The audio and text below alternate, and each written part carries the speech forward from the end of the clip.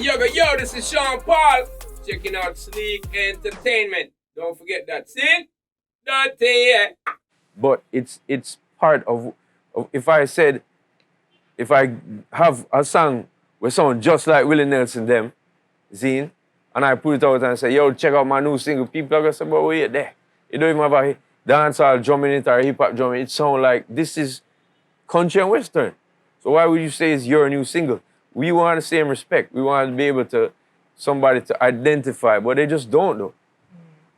A lot of time, I remember in the early years, Give Me the Light was a song that was breaking. Another sister who is a teacher in Miami, and she called me and told me, say, yo, my kids is fighting about you in the school. Because some of the kids was like this new hip-hop song.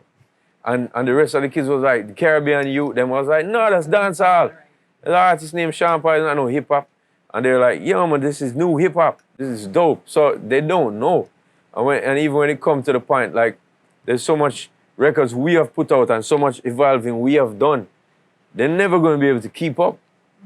It is what it is. There will be songs that break from the genre and that become huge.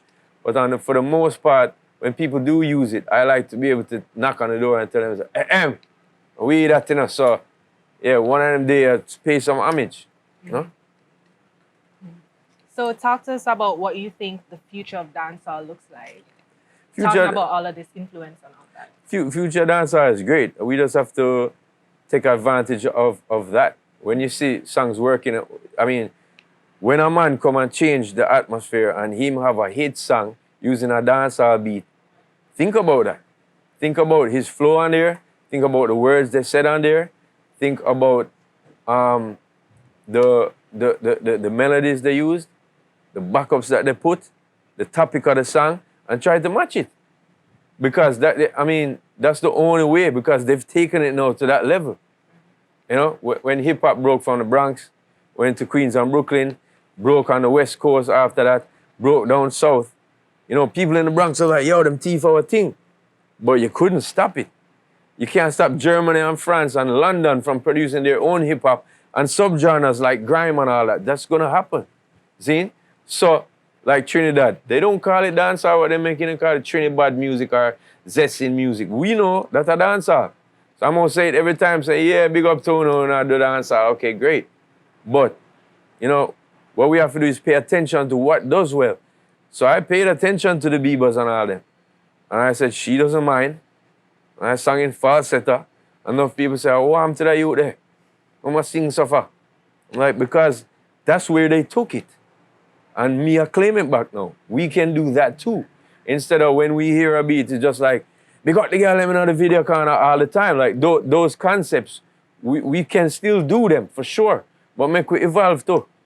I remember a tune say, when it comes to you, there ain't no satisfaction. See? That tune is a very sweet melody tune. But to me, it reminds me of the way you wonder, woo, woo, all this, that. And I'm like, he had success with that. Let me try a sweet singing song, spit some verse them and thing, cause that's my thing. But also like with the Bieber, I'm competing against them. So I think that's what we should be doing. I think that's what we should be doing as a genre. Do our own thing, do the hardcore music too. But also the fans them need for not only revere the most hardcore, dirty, stinking lyrics and because that's not where the music is anymore. The international community has embraced dancehall, even though they didn't say it, and they took it and did some other stuff with it. So we have to look upon that. I'm not saying every song we do must sound like that now.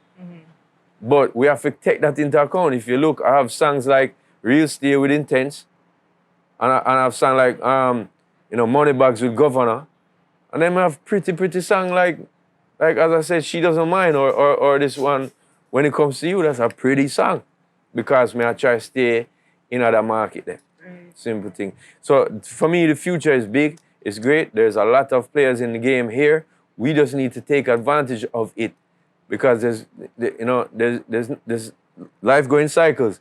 There's going to be a time where our next bounce is really the in thing. But right now, dancehall bounce is the in thing. We shouldn't be complaining, yo, them take a thing and everybody else doing it. And then when we do a record, we're not getting it. We just have to try harder and just try do what, like what you said, take them vocals there in that respect, do that for a little bit, do a hardcore thing, but do that too. because it encompasses, it's all of that. You know what I mean? I know you're talking about evolving, but recently there have been calls from DJs going back to the juggling rhythms of the old days. Yeah. And you've been doing that with Dirty Rock, so talk about that. Yeah, love it. Love juggling is a part of our culture and our history that I think is a very important part of dancehall that we kind of started to lose because of probably people like myself and like other bigger artists, Shaggy, Baby Sham. They were putting out their own single, not on a juggling. And you know, it took it to days where it's like just a single.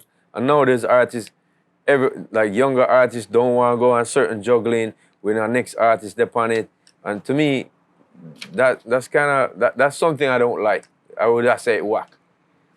Because if somebody show me a rhythm and say, yo, more up on this rhythm, and I like the rhythm, there's nothing stopping me from going on it. Could have been any artist in the world. You know what I mean? I've been on rhythms up against the best in Jamaica and in foreign. I don't, you know, Dr. Dre and Eminem produced a song say, what's the difference between me and you on one of Eminem album? And then they gave a cut of that rhythm to Blue Cantrell. And she said, breathe. And say, yo, come sing the song here with me. If I was like, didn't like Eminem, I'd be like, yo, I don't want the punk, I don't want to sound like a next man. I say, I got to name up that rhythm there. You know what I'm saying? And that's what DJing or dancehall music is supposed to be about. So for me, that's something that our outlook on that need to change. But like I said, you've been doing that with Dirty Rock, so talk about how you're trying to bring that back. Yeah, just putting out installments. I mean, what catch. I've put out many different rhythms over the years. And recently there have been more catching. The last thing we did was Swiss Cheese. It featured people like Shaggy and Egyptian in one single, the first song they've done together. Feature myself, feature, who else upon it? Deli Ranks, Ching upon it, Ding Dong upon it, whole heap of people upon the rhythm. No Caption is a rhythm that I put out earlier in last year, which feature me, Fambo, bunch of big artists as well, Deli Ranks upon that too. So I'm one who is for that, for the culture. Not all of them going catch, not every song going break, but it does many things for all of the artists that are involved and all the producers. So for me love it. I will still be letting go singles, but I want to hear more juggling. One problem that our DJs are having is that there's more producers, more artists, and then that leaves them less time to play stuff. Because them on the radio stations, them have like, or even in the street, you have a certain time to play. And if you get 40 new jugglings with 40 new songs on it, you can never play that in a one night. So you have to pick and choose and do your thing and skip and go choose. So the culture got to a point where it makes jugglings be like kind of like almost obsolete where that's concerned. Where one juggling is going to be the main juggling for everything. But you can still have it. So I still do it. I think it's an important part of the culture. All right, so going back to Live and Living, recently released the other day.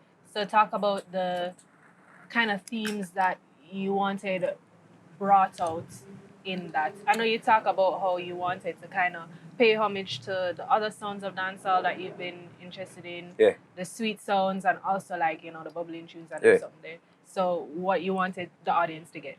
Yeah, this album is about collaboration over clash. It's about showing unity in the dancehall community. It's about revering what is great from every segment of the genre. So on every time frame of the genre, like, you know, people like, not every time frame, but many different time frames. People like Governor and Bujo on the same album, or Intense and you know, Left Side on the same album. It's different times.